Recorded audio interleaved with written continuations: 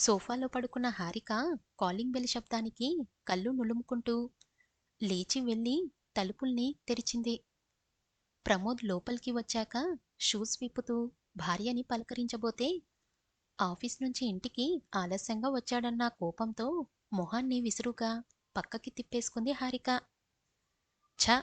ఎప్పుడు చిరుబురులాడుతూనే ఉంటుంది.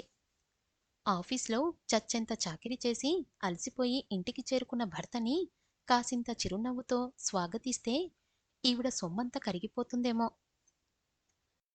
మనసులోనే చిరాకు పడుతూ బెడ్రూంలోకి వెళ్ళి బట్టలు మార్చుకొని మొహం పైన కాసిన్ని చల్లటి నీళ్ళని చిలకరించుకొని హాల్లో కూర్చున్నాడు ప్రమోద్. డైనింగ్ టేబుల్ మీద ఉన్న గిన్నెల్ని చూసి, నేను ఆఫీస్ క్యాంటీన్లో తినేశాను, నువ్వు తినేసి పడుకో అని చెప్పేసి బెడ్రూంలోకి వెళ్ళి అలసటగా పక్క మీద వాలిపోయాడు ప్రమోద్. హారిక కళ్ళల్లో నీళ్లు గిర్రున తిరిగాయి.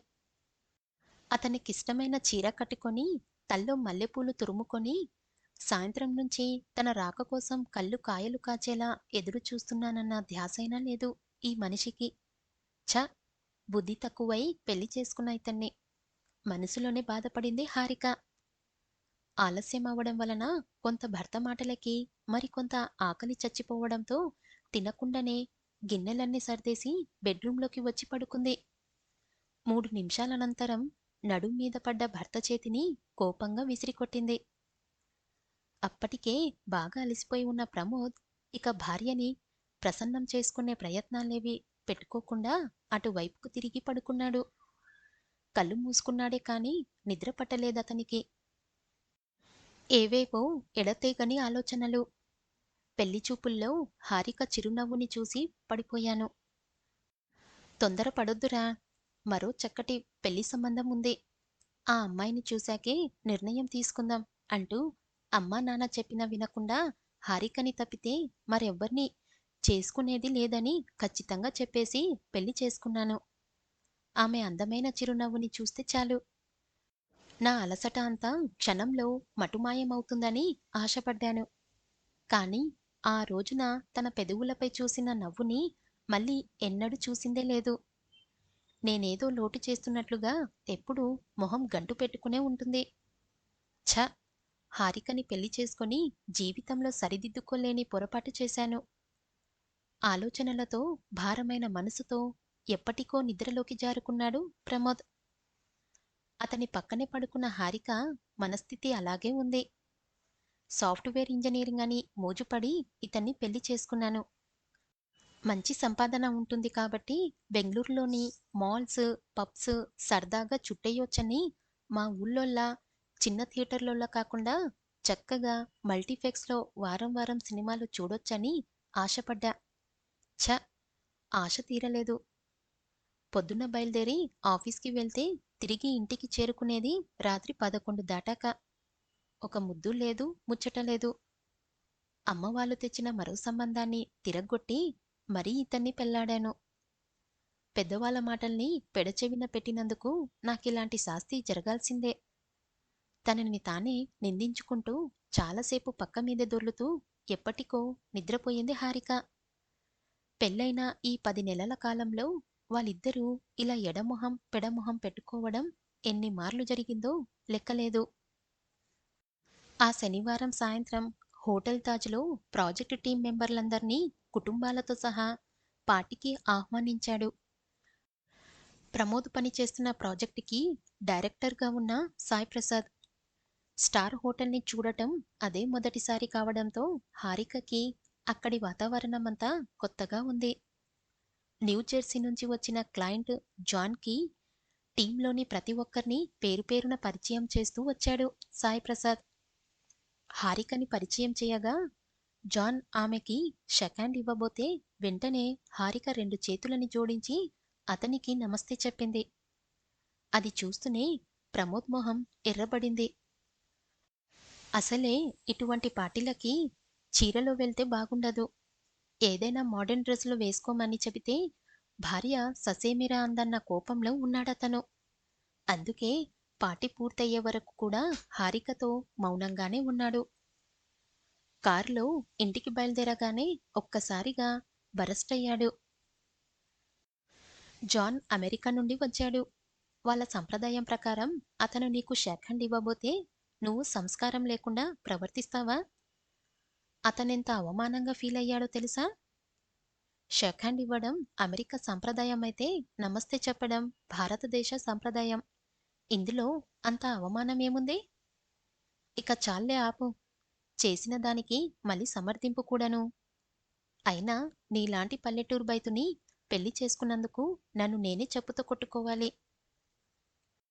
అలా 3 గొడవలు, 6 అలకలుగా వాళ్ళ కాపురం సాగుతుంది. ఆ రోజు హారిక పుట్టినరోజు. పెళ్లి తర్వాత వచ్చిన మొట్టమొదటి పుట్టినరోజు అవ్వడంతో ఆ రోజంతా భార్యాభర్తలిద్దరూ కలిసి సరదాగా గడపాలనే ముందర అనుకున్నా ప్రమోద్ చేస్తున్న ప్రాజెక్టు చివరి దశలో ఉండటం వలన అతనికి ఆఫీస్‌లో సెలవు దొరకలేదు. అందుకని సాయంత్రం ప్రమోద్ ఆఫీస్ నుంచి ఇంటికి వచ్చిన తర్వాత ఏదైనా మాల్‌కి వెళ్లి షాపింగ్ చేసుకొని మల్టీప్లెక్స్‌లో సినిమా చూసి డిన్నర్ కూడా బయట చేసేసి ఎంజీ రోడ్ మీద సరదాగా చెట్టాపట్టాలేసుకొని తిరిగేటట్టుగా ప్రోగ్రాంని మార్చుకున్నారు. సాయంత్రం అవుతూనే కొత్త చీర కట్టుకొని అందంగా ముస్తాబై అభిసారికల భర్త రాకకై 1000 కళ్ళతో ఎదురు చూడసాగింది హారిక. రాత్రి 10 గంటలు దాటినా భర్త జాడ లేకపోవడంతో నిరాశకి గురైంది ఆమె మనసు. చకోర పక్షిలా కళ్ళల్లో వత్తులు వేసుకొని అతని కోసం ఎదురుచూపులు చూడటము, ఆ పైన నిరాశతో నిద్రలోకి జారుకోవడము ఆమెకి అలవాటైనప్పటికీ పెళ్ళయ్యాక వచ్చిన మొదటి పుట్టినరోజు కలిగిన అసంభంగాన్ని ఆమె సున్నితమైన మనసు తట్టుకోలేకపోయింది. ఎప్పటిలాగే రాత్రి 11 గంటలు దాటిన తర్వాత ఇంటికి చేరుకున్న Pramod, very very sorry Hari. ఆఫీస్‌లో అర్జెంటు పని తగలడంతో త్వరగా ఇంటికి రాలేకపోయాను. రేపు సాయంత్రం ఇద్దరం బయటికి వెళ్లి సరదాగా గడుపుదాం. అప్పటికే ఆమె మనసు తీవ్రంగా గాయపడటంతో అతని మాటలు వినిపించనట్లుగానే బెడ్రూంలోకి వెళ్ళిపోయింది హారిక. బాగా అలిసిపోయి ఉండటంతో అతను త్వరగానే నిద్రపోగలిగినా కలత చెందిన మనసుతో ఉన్న హారికకి మాత్రం ఆ రాత్రి కాలరాత్రే అయ్యింది. ఉదయం పందలాడే మెలకువ వచ్చిన ప్రమోద్‌కి పక్క మీద హారిక కనపడలేదు. త్వరగా నిద్ర లేచేసింది కాబోలనుకుంటూ బాత్రూంకి వెళ్ళొచ్చి మళ్ళీ పడుకోబోతుండగా తలగడపైన 4 మడతలుగా పెట్టిన గులాబీ రంగు కాగితం అతని కంటపడింది. ఏమిటా అని విప్పి చూస్తే నేను మా ఊరికి వెళ్తున్నాను అంటూ అందులో ఒకే ఒక వాక్యం.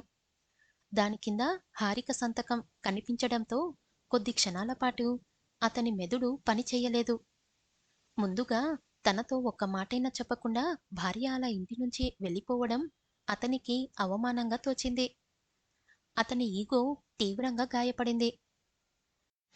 నేనేదో కావాలని ఆఫీస్ నుండి ఆలస్యంగా వచ్చినట్లుగా, తన పట్ల మహాపరాధం చేసినట్లుగా, తన పుట్టింటి వాళ్ళ ముందు నన్నో రాక్షసుడి మాదిరి చిత్రీకరించాలనే వెళ్ళింది. వెళ్ళని. ఎన్నాళ్ళైనా పుట్టింట్లోనే ఉండని. ఎన్నటికైనా తన తప్పు తెలుసుకొని తానే తిరిగి రావాలి. నేను మాత్రం వెళ్ళి తనని బతిమాలి ఇంటికి తెచ్చుకొని చులకన కాను. మనసులో గట్టిగా అనుకున్నాడు ప్రమోద్. హారిక ఊరికి వెళ్ళి అప్పటికి 2 రోజులైంది. భార్యకి ఫోనైనా చెయ్యకుండా బింకంగా ఉండిపోయాడే కాని ఇంట్లో ఆమె లేని లోటు ప్రమోద్‌కి స్పష్టంగా తెలుస్తుంది. ఆ రోజు సాయంత్రం బామ్మ వర్ధనమ్మ నుండి ఫోన్ వచ్చింది. నాన్నా పండు, నిన్ను చూసి చాలా రోజులైందిరా. ఒక్కసారి వచ్చి వెళ్ళమంటే నువ్వేమో ఆఫీస్‌లో సెలవు దొరకదంటావ్. ఇక ఉండబట్టలేక మన ఊళ్ళోనే ఉండే నీ స్నేహితుడు పార్థుతో బయలుదేరి రేపు ఉదయాన్నే రైల్లో నేనే అక్కడికి వస్తున్నాను. నువ్వు స్టేషన్‌కి రా. చిన్నతనంలో బామ్మ దగ్గరే ఉండి 10వ క్లాసు దాకా చదువుకున్న ప్రమోద్‌కి బామ్మతో ఎంతో చనువు. తల్లిదండ్రులతో కూడా పంచుకొని విషయాల్ని బామ్మతో చెప్పుకుంటాడతను. ఒక్క మాటలో చెప్పాలంటే అతనికి బామ్మంటే ప్రాణం. అందుకే ఊరు నుంచి బామ్మ వస్తుందంటే ప్రమోద్‌కి సంతోషం కలిగింది. ఉదయమే స్టేషన్‌కి వెళ్లి బామ్మని రిసీవ్ చేసుకొని, ఆమెని జాగ్రత్తగా తీసుకొచ్చిన స్నేహితుడికి కృతజ్ఞతలు చెప్పుకొని బామ్మతో కలిసి ఇంటికి వచ్చాడు ప్రమోద్. స్నానం, పూజ ముగించుకొని హాల్లో సోఫాలో తీరిగ్గా కూర్చున్నాక మనవడిని అడిగింది వర్ధనమ్మ. ఏరా పండు, అమ్మాయి కనిపించదే? పుట్టింటికి గాని వెళ్ళిందేమిట్రా? ఏదైనా విశేషమా? ఒక్క క్షణం ఏం చెప్పాలో తోచలేదు ప్రమోద్‌కి. అబద్ధాలు చెప్పే అలవాటు లేదతనికి. అందులోనూ బామ్మతో హాస్యానికైనా అబద్ధం చెప్పి ఎరగడు. అందుకే తన మీద అలిగి భార్య పుట్టింటికి వెళ్ళిందంటూ ఉన్న విషయమే చెప్పాడు. ఆ తర్వాత మనవణ్ణి లాలించి, బుజ్జగించి భార్యాభర్తల మధ్యన జరిగిన గొడవల్ని తెలుసుకుంది వర్ధనమ్మ. బామ్మ ఒళ్ళో తల పెట్టుకొని ఆమెతో అన్ని విషయాలు మనసు విప్పి చెప్పుకున్నాడు ప్రమోద్. బామ్మ, జరిగిందాంట్లో అసలు నా తప్పేముంది చెప్పు? తనకి బొత్తిగా కల్చర్ తెలియకపోయినా మోడర్న్ డ్రెస్సులు వేసుకొని ఫ్యాషన్‌గా తయారవ్వడం చేతకాకపోయినా సర్దుకుపోయాను. అలాంటిది నేనేదో చెడ్డవాడినైనట్లుగా నాతో ఒక్క మాటైనా చెప్పకుండా చిన్న ఉత్తరం ముక్క పెట్టేసి ఇంట్లో నుంచి వెళ్ళిపోయింది. ఆడది, తనకే అంత పొగురుంటే సంపాదిస్తున్నవాణ్ణి, మొగాణ్ణి, నాకెంత ఉండాలి? పుట్టింట్లో ఎన్నాళ్ళుంటుందో నేను చూస్తాను. మనవడి ఆవేశం చల్లారేదాకా అతని తలని చేత్తో నిమురుతూ ఉండిపోయిన వర్ధనమ్మ మెల్లిగా గొంతు విప్పింది. చూడు పండు, ముందుగా నువ్వు ఈ ఆవేశాన్ని తగ్గించుకోవాల్రా. ఆవేశం అనర్థాయకం. అది మనలోని విచక్షణాన్ని చంపేస్తుంది. ఇప్పుడు చెప్పరా నాన్నా, ఇందాక ఏమన్నావ్? మొగాణ్ణి, డబ్బులు సంపాదించేవాణ్ణి అనా? ఏం నాన్నా, నువ్వు బయటికి వెళ్ళి ఉద్యోగం చేసి డబ్బులు సంపాదిస్తుంటే మరి నీ భార్య ఇంట్లోనే ఉండి ఇంటిని చక్కదిద్దుకోవడం లేదా? అది మాత్రం పని కాదట్రా. భార్యాభర్తలంటే ఒకే బండికి కట్టిన రెండు చక్రాల్లాంటివారు పండు. అందులో ఒకరు ఎక్కువ, మరొకరు తక్కువ అన్న ప్రసక్తే లేదు. ఏ చక్రం కూలినా బండి పక్కకి ఒరిగిపోవాల్సిందే. కాబట్టి నీ భార్య కంటే నువ్వు ఎక్కువ అనే ఆ తప్పుడు భావాన్ని ముందుగా నీ మనసులో నుంచి తీసేసేయ్. బామ్మ మాటలకి సిగ్గుపడ్డాడు ప్రమోద్. నీ తప్పేమిటని అడిగావు కదూ, దానికి సమాధానం చెప్పే ముందు ఒక్క విషయం చెప్పు. నీకు మరో మంచి సంబంధం కూడా వస్తే ఆ పిల్లని చూడనైనా చూడకుండా హారికని చేసుకుంటానని పట్టుపట్టావు. ఆ అమ్మాయి నీకెందుకు అంతగా నచ్చింది అని నేనడిగిన దానికి ఆ రోజున నువ్వేం చెప్పావు? హారిక 'ముత్యాల ముగ్గు' సినిమాల్లో సంగీతలా ముగ్ధ మనోహరంగా ఉంది బామ్మ. చక్కటి తేట తెలుగులో మాట్లాడింది. నాతో కలిసి పనిచేసే అమ్మాయిని జీన్స్, మినీ స్కర్ట్స్ లాంటి మోడర్న్ డ్రెస్సుల్లో చూసి చూసి విసిగిపోయాను. అలాంటి పిచ్చి ఫ్యాషన్ పోకడాలేమీ లేకుండా అందమైన చీరకట్టులో స్వచ్ఛమైన ఆంధ్ర కన్నెపిల్లల్లా ఉన్న హారిక నాకు చాలా నచ్చింది బామ్మ అని చెప్పావా లేదా? అవునన్నట్లుగా తల ఆడించాడు ప్రమోద్. ఆ రోజున ఆ పిల్లలో నీకే లక్షణాలైతే నచ్చాయో అవే లక్షణాలు ఈనాడు నీ కంటికి లోపాలుగా ఆగ్పిస్తుంటే మరి ఆ దృష్టి దోషం నీదా, ఆ పిల్లదా? నువ్వే ఆలోచించు. ఈవేళ నీ అభిరుచులు మారిపోయాయని నీ భార్య కూడా మారిపోవాలని ఆశించడంలో ఎంత న్యాయముంది చెప్పు. క్షణాల మీద నిక్కవలసినట్లుగా మారిపోయేందుకు ఆ అమ్మాయి ఏమీ మరబొమ్మ కాదుగా. మనసున్న మనిషి. నీ భార్యలో నువ్వు కోరుకున్న మార్పుని చూడాలనుకుంటే మెల్లిగా లాలించి, బుజ్జగించి నీకు కావలసినట్లుగా ఆమెని మలుచుకోవాలి. దగ్గరుండి ఆమెకి అన్నీ నేర్పించుకోవాలి. అంతేకాని ఆమె మనసుని గాయపరచడం, ఆమె పట్ల దురుసుగా ప్రవర్తించడం నీ తప్పు కాదంటావా? మెత్తగా చెప్పినా పదునుగా ఉన్న బామ్మ మాటలకి ఆలోచనల్లో పడ్డాడు ప్రమోద్.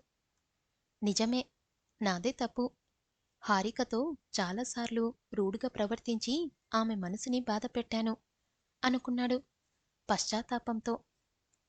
మనవడిలో అంతర్మథనం మొదలయిందని గమనించిన వర్ధనమ్మ అతన్ని ఒంటరిగా వదిలేసి వంటగదిలోకి వెళ్ళింది. పుట్టింటికి వచ్చిన 2 రోజుల తర్వాత హారిక నోరు తెరిచి తన సంసారంలో అడుగడుగునా తనకెదురైన అసంభంగాలని తల్లితో పంచుకుంది. ఉదయాన్నే ఇంటి నుంచి బయలుదేరి ఆఫీస్‌కి వెళ్ళడం, అర్ధరాత్రి దాటుతుండగా అలసిపోయి ఇంటికి చేరడం తప్పిస్తే ఒక సరదా పాడు ఏమీ లేవమ్మా ఆయనకి. ఒట్టి గానుగెద్దు జీవితం. బెంగుళూరులో చూడవలసిన చక్కటి ప్రదేశాలెన్నో ఉన్నాయని ముచ్చటపడ్డాను. కానీ అవేమీ మేము చూసింది లేదు, సరదాగా ఎక్కడ షాపింగ్ చేసిందే లేదు. అవన్నీ పక్కన పెట్టు. కాస్త నిమ్మలంగా కూర్చొని ఆయన నాతో 4 కబుర్లు చెప్పిన రోజులు గాని, మేమిద్దరం కలిసి కాఫీ తాగిన రోజులు గాని లేవమ్మా. ఎప్పుడూ ఉరుకుల పరుగుల జీవితమే. చివరికి నా పుట్టినరోజు కూడా కాస్త పందరాలే ఇంటికి రావాలనిపించలేదాయనకి. ఎలాగమ్మా ఇలాంటి మనిషితో జీవితాంతం కలిసి కాపురం చేయడం? కూతురు చెప్పిందంతా ఓపిగ్గా విన్నాక సుజాత నోరు విప్పింది. హరి, ఒక్క మాట అడుగుతాను. ఉన్నదున్నట్లుగా చెప్పు. ఆ రోజున నీకు మేము తెచ్చిన రెండో సంబంధం, అదే ఆ సెంట్రల్ గవర్నమెంట్ సంబంధం గుర్తుందా? నేను మీ నాన్న ఆ సంబంధాన్నే ఇష్టపడ్డాం. కానీ నువ్వు మాత్రం ప్రమోద్‌నే చేసుకుంటానని పట్టుబట్టావు. గొంతు ఎండిపోయినట్లవ్వడంతో వంటింట్లోకెళ్ళి మంచినీళ్లు తాగి వచ్చిన తర్వాత మళ్ళీ కొనసాగించింది సుజాత. ఆనాడు ప్రమోద్‌ని నువ్వు ఎందుకు ఇష్టపడ్డావో నీకు గుర్తుందా? నీ స్కూల్ ఫ్రెండ్ రాజీ వాళ్ళు ఇక్కడికి రాకముందు బెంగుళూరులో ఉండేవాళ్ళు. అక్కడి సాఫ్ట్‌వేర్ ఇంజినీర్లు ఎంత ఆడంబరంగా జీవితాన్ని గడుపుతారో, ప్రాజెక్టు పని మీద ఎన్నెన్ని దేశాలని చుట్టి వస్తారో, ఎంత బాగా ఎంజాయ్ చేస్తారో తను నీకు కళ్ళకి కట్టినట్లుగా చెప్పేది. ఆ వయసులో అవన్నీ నీ మనసులో తిష్ట వేయడంతో నువ్వు సాఫ్ట్‌వేర్ ఇంజినీర్‌నే పెళ్లి చేసుకోవాలని, అతనితో కలిసి విదేశాలని తిరిగి రావాలని నిర్ణయించుకున్నావు. అవునా? అవునన్నట్లుగా తల ఊపింది హారిక. మరి పెళ్లి చేసుకోవడానికి ముందు నీకున్న ఆశలకి, కోరికలకి అనుగుణంగా పెళ్లవ్వగానే హనీమూన్‌కి స్విట్జర్లాండ్ వెళ్లారు. ఆ తర్వాత 2 నెలలు ప్రాజెక్టు పని మీద అతను అమెరికాకి వెళ్తుంటే నువ్వు తనతో వెళ్ళావు. ఫారిన్ వెళ్ళాలన్న ముచ్చట తీరిపోయింది కాబట్టి ఇకపై ప్రతిరోజు నీ భర్త నీ కోసం ఆఫీస్ నుంచి త్వరగా ఇంటికి వచ్చేసి నీ సరదాలని తీర్చాలని, నీతో కబుర్లు చెప్పాలని, నీతో కలిసి షాపింగ్ చెయ్యాలని నువ్వు కోరుకోవడం మొదలుపెడితే, మరి నీ మారిన కోరికల పట్టకి అనుగుణంగా అతని ఉద్యోగం మారిపోవడం సాధ్యమా? అసలు నువ్వలా ఆశించడంలో ఏమైనా న్యాయముందా? నీకు కావాల్సినట్లుగా మారిపోయేందుకు అతనేమైనా సోఫా కవరా? డైనింగ్ టేబుల్ మ్యాటా? బుద్ధి బుర్ర ఉన్న మనిషమ్మా అతను. నిజంగా అతనిలో నువ్వు ఆశించిన మార్పు రావాలి అని నువ్వనుకుంటే ముందుగా నీలో మార్పు రావాలి. ఉద్యోగాలకి లక్షల్లో జీతాలిస్తున్న కంపెనీలు ఆ జీతాలకి తగ్గినట్లుగా వారి చేత పని చేయించుకోవడం మామూలేనన్న విషయాన్ని చదువుకున్న నువ్వు అర్థం చేసుకోకపోతే ఎలా? ఆఫీస్‌లో పనిచేసి అలసిపోయి ఇంటికి చేరుకున్న భర్తని నువ్వు చిరునవ్వుతో ఎదురెళ్ళి సేద తీరిస్తే ఎప్పుడెప్పుడు ఇంటికి చేరుకుందామా అన్న కోరికే అతన్ని కాల్చేస్తుంది. అలా కాకుండా అలసటతో ఇంటికి చేరిన భర్తని నీ అలకలతో మరింత హైరాణ పెడితే ఇంటికి రావాలన్న కోరిక చచ్చిపోయి ఆఫీసులోనే మరింత సమయం గడిపేసే ప్రమాదం ఉంది. కాదంటావా? తల్లి చెప్పిన దానికి ఆలోచనల్లో పడింది హారిక. అది గమనించిన సుజాత వేడివేడి కాఫీ తెస్తానంటూ వంటింట్లోకి వెళ్ళింది. నిజమేగా? సాఫ్ట్‌వేర్ ఉద్యోగస్తుల చేత కంపెనీ యాజమాన్యం వాళ్ళిచ్చే జీతానికి రెట్టింపు పని చేస్తారన్న విషయం అందరికీ తెలిసిందేగా? మరేమిటో నా మనసుకి ఇంత చిన్న విషయం తోచనే లేదు. అప్పటికి పాపం ఆయన సారీ చెప్పనే చెప్పారు. తప్పంతా నాదే. నేనే ఆవేశంలో ఆయనకి చెప్పకుండా ఇలా దూకుడుగా వచ్చేశాను. ఆయన చాలా హర్టై ఉంటారు. అందుకే నాకు ఫోన్ కూడా చెయ్యలేదు. అయినా తప్పు నాదైనప్పుడు ముందుగా ఆయన్నే నన్ను పలకరించాలని అనుకోవడం దేనికి? నేనే ఫోన్ చేసి ఆయనకి సారీ చెప్పేయొచ్చుగా అనుకుంటూ సెల్ ఫోన్ చేతిలోకి తీసుకుంది హారిక.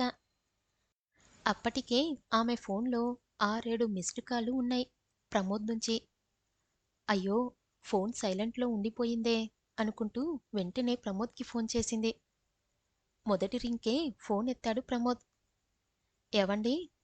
ఇప్పుడే మీ నుండి వచ్చిన మిస్డ్ కాల్ చూశాను అని చెబుతూ ఒక్క క్షణం ఆగింది. సారీ అండీ.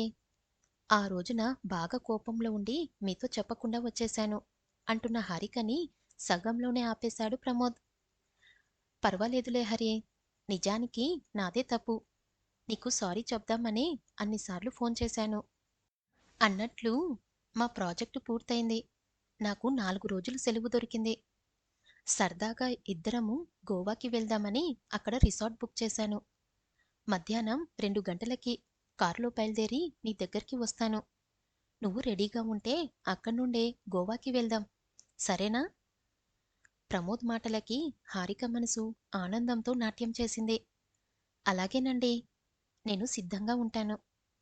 మరి నీ అలక పోయినట్లేగా చిన్నా?